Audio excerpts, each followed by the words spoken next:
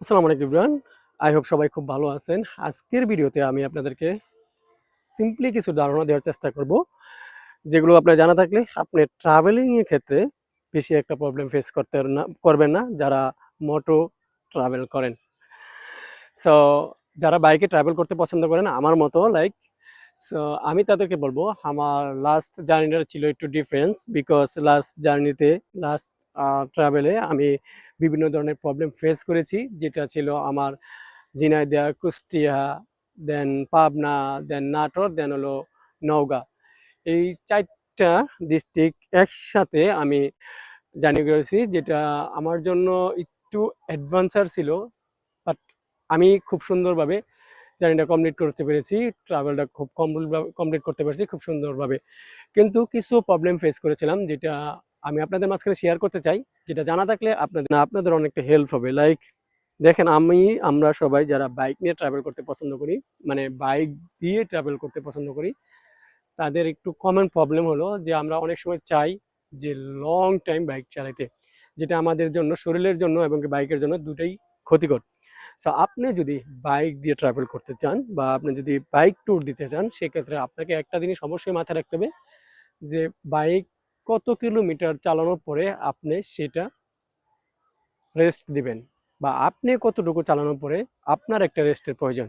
So এই জিনিসটা আমরা অনেকেই মেনটেনেন্স করি না, যার কারণে আমরা বিভিন্ন ধরনের প্রবলেম ফেস করি বাইক এবং কি নিজের। সো আমি যেটা বলবো যে এবারের ট্যুরটা আমার ছিল ডিফারেন্স, বিকজ আমি ৪টা জেলাকে একবারে কমপ্লিট করার চেষ্টা করেছিলাম, যার কারণে আমাকে গ্যাপটা খুব সুন্দরভাবে মেনটেনেন্স করতে হয়েছিল।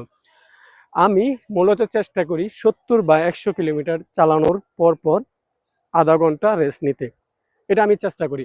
বাট উচিত হলো ৬০ থেকে ৭০ অথবা ৮০ কিলোমিটার চালানোর পরে আপনার বাইককে একটা করে রেস্ট দেওয়া।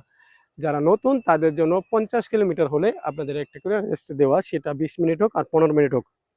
সো চেষ্টা করতে হবে আধা ঘন্টা রেস্ট নেওয়ার, কারণ আধা ঘন্টা সময় লাগে আপনার বাইকটাকে সেই পূর্বের অবস্থায় ফিরে আসতে। কেন আপনাকে বাইককে রেস্ট দিতে হবে? ফার্স্ট অফ অল, যারা বাইক নিয়ে ট্রাভেল করার চেষ্টা করেন, আমি দীর্ঘ ৭ থেকে ৮ বছর ধরে বাইক দিয়ে ট্রাভেল করি, যেটা ইতিপূর্বে আপনারা জানেন বাংলাদেশের অধিকাংশ ডিস্ট্রিক্টে আমার ট্রাভেল করা হয়েছে।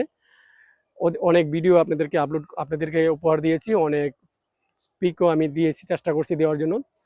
সো এখন থেকে আমি চেষ্টা করব এই যে ধরনের প্রবলেমগুলো ফেস করেছি সেগুলো নিয়ে কথা বলার। সো ফার্স্ট যেটা, আপনাকে বাইককে অবশ্যই মেনটেনেন্স করতে হবে এমনভাবে যে আপনি বাইকটা দিয়ে বাংলাদেশে যে কোনো জায়গায় ট্রাভেল করতে পারেন। আর বাইকের মেনটেনেন্সের ব্যাপারটা হলো, আপনি সময় মতো মোবিল চেঞ্জ করতে হবে, দেন মোবিল ফিল্টার চেঞ্জ করতে হবে, এবং মাস্টার সার্ভিস আমরা যেটা বলি সেটা আপনি প্রয়োজন অনুযায়ী করতে পারেন, না হলে যে অ্যাজ ইউজুয়াল যেগুলো কাজ করতে হয় সেগুলো করতে হবে। পাহাড়ে ডাইভের ক্ষেত্রে আপনাকে অবশ্যই একটা জিনিস মাথায় রাখতে হবে, সেটা হলো আপনাকে চেনিস পকেট ভালো আছে কিনা। এই জিনিসটা অনেক ইম্পর্টেন্ট। যারা পাহাড়ে ড্রাইভ করার চেষ্টা করতেছেন বা পাহাড়ে ট্রাভেল করার চিন্তা করতেছেন, তাদেরকে বলতেছি যে যারা পাহাড়ে যাবেন তাদের জন্য সবচেয়ে ইম্পর্টেন্ট হলো আপনার চেনিস পকেট অবশ্যই ঠিক থাকতে হবে। কারণ ইতিপূর্বে অনেক ধরনের দুর্ঘটনা ঘটেছে, এই চেনিস পকেট চেন ছিঁড়ে গেছে, চেনিস পকেটের কারণে অনেক প্রবলেম ফেস করছে, যেটা আমি চাই না আপনারা পড়েন। সেকেন্ড হলো, পাহাড়ে ডাইভের আগে আপনাকে কিছু ডাইভের রুলস জানতে হবে, যেটা অনেক ইম্পর্টেন্ট, যারা অনেকেই জানেন না, যার কারণে অনেক ধরনের প্রবলেম ফেস করেন। সে নাম্বার, আপনি কত নাম্বারে গিয়ারে রাখবেন, কিভাবে ইঞ্জিন ব্রেক করবেন, কিভাবে ব্রেকিং সিস্টেমটা কন্ট্রোল করবেন, এই ব্যাটারগুলো সবচেয়ে গুরুত্বপূর্ণ। কারণ পাহাড় আপনাকে অনেক ডালও উঠতে হবে, অনেক ডালও নামতে হবে, এটাকে কিন্তু পাহাড় বলে। সো এগুলো অবশ্যই মেনটেন্স করে আপনারা যদি ড্রাইভ করেন, তাহলে আশা করি আপনাদের ড্রাইভিংয়ে কোনো প্রবলেম হবে না। নেক্সট ভিডিওতে আমি আপনাদেরকে সাজেক যে গিয়েছিলাম, সাজেকের কী কী প্রবলেম আছে, কী কী প্রবলেম ফেস করবেন আপনারা, কী কী প্রবলেম ফেস করবেন না, কী কী কাজ করলে। সো এগুলো নিয়ে একটা ভিডিও থাকবে, সেগুলো ভিডিও দেখার আমন্ত্রণ হলো। ভালো থাকবেন, সুস্থ থাকবেন।